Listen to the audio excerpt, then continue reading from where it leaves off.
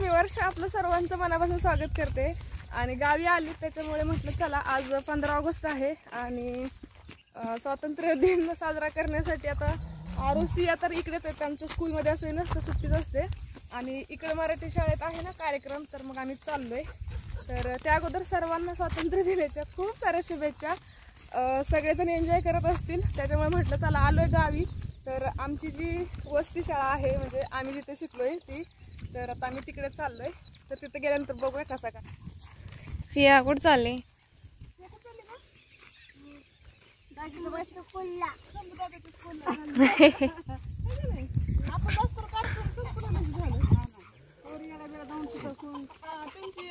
प्रदक्षिणा असते पूर्ण, छोटी वस्तीचं गाव नाही आणि सकाळी सकाळी प्रदक्षिणा असते आणि त्याच्यानंतर जाऊन मग नंतर असते की किंवा पूर्ण कार्यक्रम ह्याचा स्वातंत्र्य दिनाचा. आणि मग त्यांची छोट्या मुलांची भाषणं वगैरे पण असतात ना. तर आता आम्हाला जायला 8 वाजलेत, तर माहित नाही सियाचं मध्येच झालं नाही तर मग अशी निघत होतो. 8 वाजलेत, जाईपर्यंत किती संपतोय काय माहिती. आमची खूप ना म्हणजे असं वस्ती शाळा आहे, गाव पण नाही म्हणता येणार, वस्ती छोटीशी आणि एक 4थी पर्यंत एकत्र वर्ग जो असतो की नाही म्हणजे ज्याच्यात आम्ही पण शिकलोय. आमची शाळा फक्त थोडं बांधकाम दुसरं झालंय, बाकी तोच प्रकार म्हणजे 1ली ते 4थी एकत्र असं.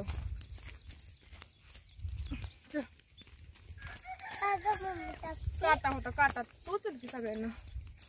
आणि मग आता चाललोय आम्ही चालत, कारण की सगळे आमचे सगळे जेंट्स जे आहेत ना सगळे गेलेत पुढे गाड्यावरती आणि आमच्या बायकांचा आवरायचं नाही म्हणून ते पुढे गेलेत, काही गावात पण जाणार आहेत. मग आम्ही चालले असं चालत मस्त, माझी मम्मी, मी, एक बहीण पण आहे आणि सिया बी चालायला लागली. झोपेतून उठली म्हणली यायचंय मला वाटलं की नाही यायची, तर यायला निघाली हे की नाही ग. पर्सन बिरसन अडकून चाललंय मस्त आहे की नाही. कोणाची गाडी?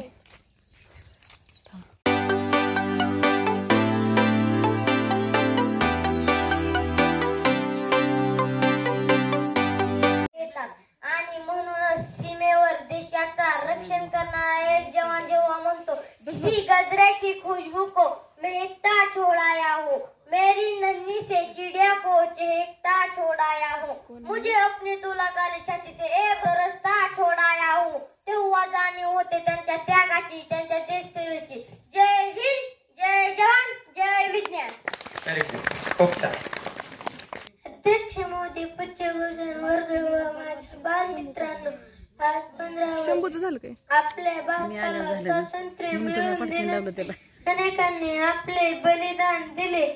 ट्रक समोर आडवी झोपली इंग्रजांनी त्यांना ट्रक खाली चिरडले. मित्रांनो, आपल्याला स्वातंत्र्य सहज नाही मिळाले. वर्ग व माझ्या बालमित्रांनो, 15 ऑगस्ट 1947 रोजी आपला भारत देश स्वातंत्र्य झाला. त्यासाठी अनेकांनी घरदार सोडले, कित्येकांनी प्राण दिले. तेव्हा कुठे आज आपण हा सोन्याचा दिवस पाहत आहे.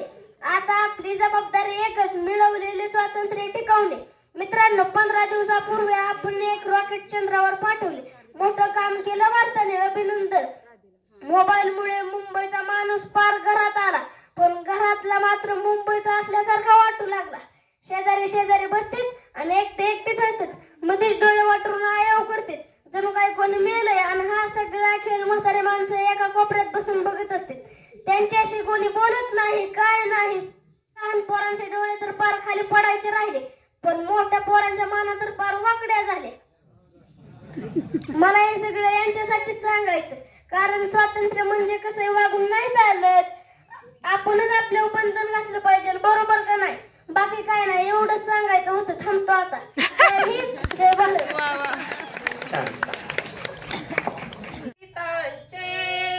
हा चंद्र सूर्य नांदो स्वातंत्र्य भारताचे, कर्तव्य दक्ष भूमी सीता रघुत्तमाचे, रामायणे घडावी एके पराक्रमाची, चिर उंच उंच व्हावे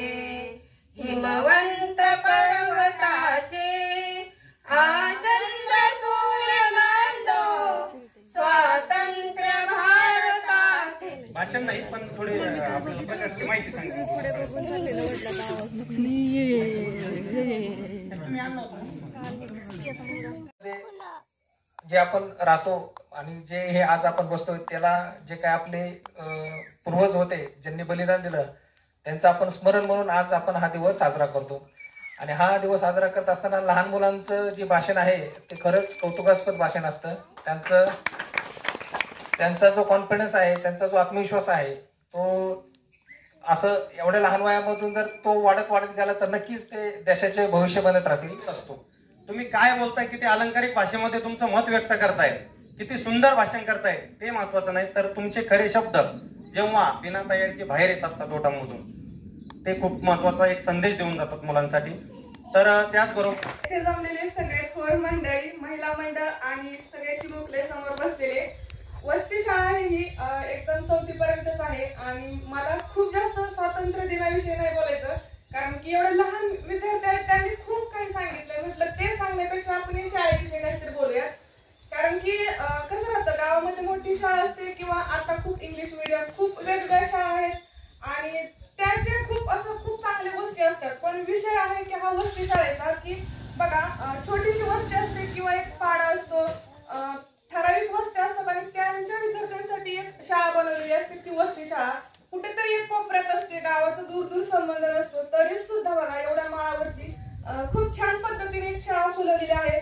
आणि विशेष कौतुक असतं त्या शिक्षकांचं की बघा कमी विद्यार्थ्यांमध्ये विद्यार्थ्यांसारखं विद्यार्थी होऊन त्यांना शिकवणं किंवा त्यांच्यामध्ये तेवढा इंटरेस्ट ठेवून कुठल्या विद्यार्थ्यांना काय येतं, त्यांचं जे लेवल आहे अभ्यासाची त्यानुसार त्यांचं एक मार्गदर्शन करून त्या स्टेजला त्यांना जाऊन मार्गदर्शन करणं किंवा अभ्यासाचं तेवढं त्यांना सांगणं ही एक स्पेशल जबाबदारी असते शिक्षकाची आणि ते त्या लेवलला करतात. हे मला सांगायचं हेच आहे की आम्ही अशाच शाळेत शिकलेलो आहे, त्याच्यामुळे आम्हाला या गोष्टी माहित आहेत. आणि ते स्टेजवर बसलेले सुद्धा बरेच आहेत की ते इथेच या शाळेत शिकलेले आहेत, काही अधिकारी झालेत, काही वेगवेगळ्या चांगल्या पोस्टवरती आहेत आणि त्याचबरोबर काही बिझनेस करतात. म्हणजे खूप चांगले घडले वसती शाळेमध्ये.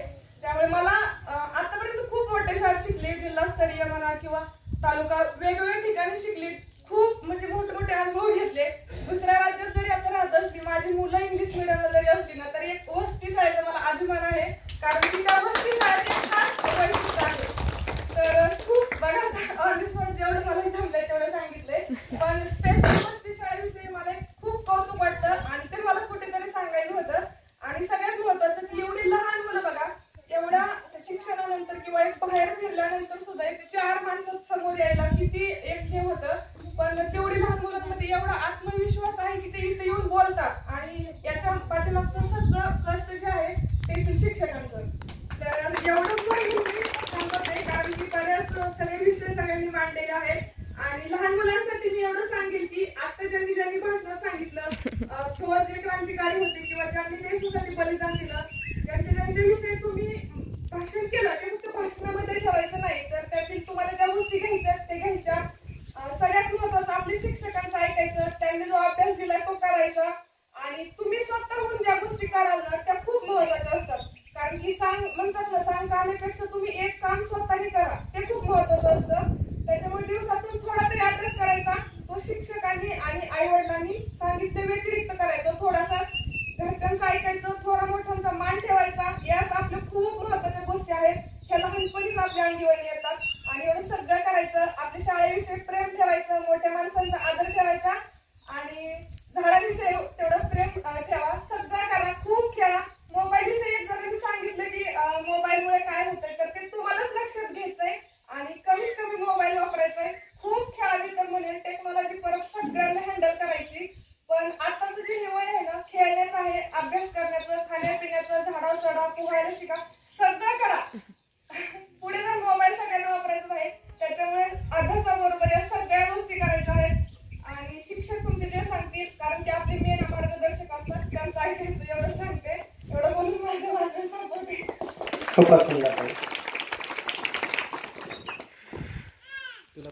नाही बदल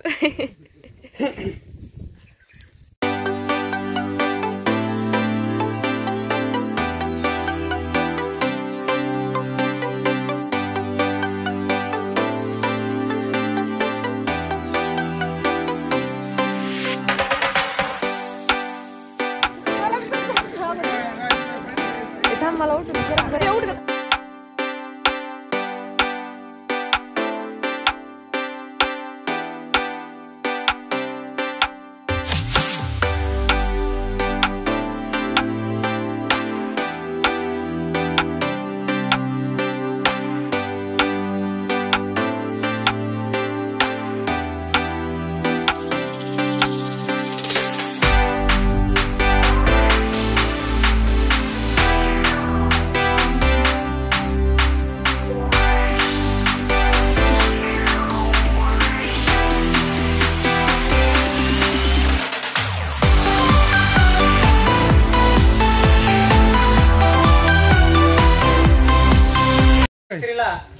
स्पर्धा परीक्षेची तयारी तिथंच करते कारण आमच्या नमस्कार मित्रांनो, आज 15 ऑगस्ट म्हणजेच आपल्या देशाचा स्वातंत्र्य दिवस म्हणून साजरा केला जातो. या दिवसासाठी अनेक थोरवीरांनी आपल्या प्राणाची आहुती दिली. त्यांना वंदन करून मी तन्वी देवदास भोसले माझ्या भाषणाची सुरुवात करते. आज आपल्या देशाने अनेक क्षेत्रात प्रगती केली. याचेच उदाहरण म्हणजे आताच आपल्या देशाचा झेंडा चंद्रापर्यंत पोहोचला आहे. या देशाचे रक्षण करण्यासाठी आपले जवान सदैव तैनात आहे. म्हणून आपण म्हणतो की जय जवान जय किसान. आता आपली जबाबदारी एवढीच आहे की आपण आपल्या पर्यावरणाचे रक्षण केले पाहिजे. आपण सर्वांनी किमान एक तरी झाड लावावे. चला झाला कार्यक्रम मस्त. थोडंसं लेट झाले, पण म्हणजे मिस झाले मुलांचे. ठीक आहे, आता काय उशीर झाला आम्हाला. झाला एक वाटेल वगैरे आम्हाला पण भरपूर दिलाय, चॉकलेट बिस्किट सगळे. आणि चला आता आम्ही रिटर्न चाललोय. मुलं येतील गाडीवरती. इथं मेन जी वस्ती आहे की नाही तर ते आमचीच अगोदरचं जुनं एक घर पण आहे इकडे. आणि आम्ही आता थोडंसं लांब राहतो, तर मग म्हटलं चला एक दोन ठिकाणी चहा प्यायला बोलवलं, तिकडे जातो, चहा पाणी करतो आणि परत आपलं चालत चालत नुसतं जाऊया राहणार. कारण की थोडंसं 1 किलोमीटर असेल तेवढं. आणि कुणी नाही आलं तर आमचं बी जाणार आहे चालत. आम्ही आता चहा पाणी करतो. इकडं वस्ती इथं बघा, गाव नाही पण छोटीशीच वस्ती.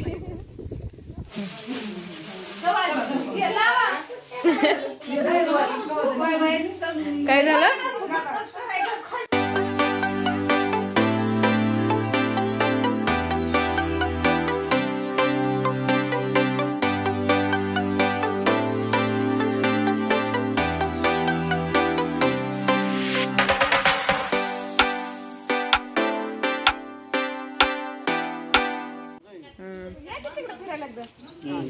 गावातली नाही, वस्तीवरची वरिष्ठ मंडळी.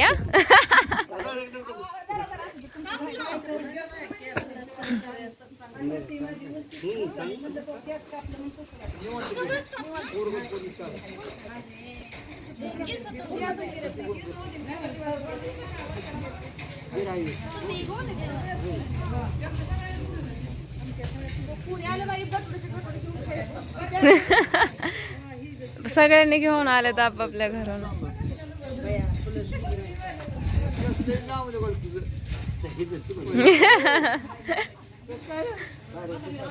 आहे तिचे पहिल्यापासूनच आहेत.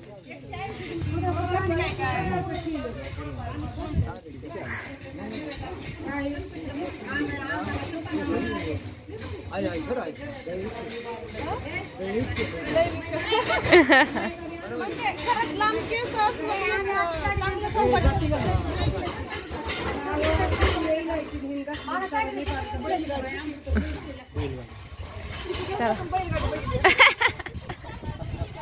काय खरं.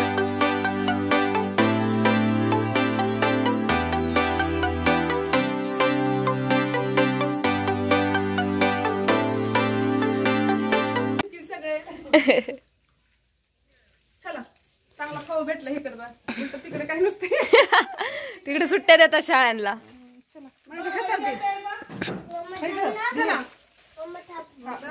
तुमचं देवराचं पंचपाळा आता तुम्ही तिला सियाला आणि मामीला घेऊन जाऊ. आम्ही दोघे करते.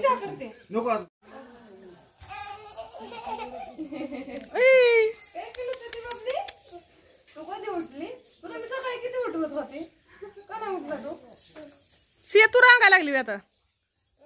मग खेळती वय पडला. अगं चॉकलेट मला द्यायला लागलं का? काय तोंड केलंय रे लेकरा. चतुर.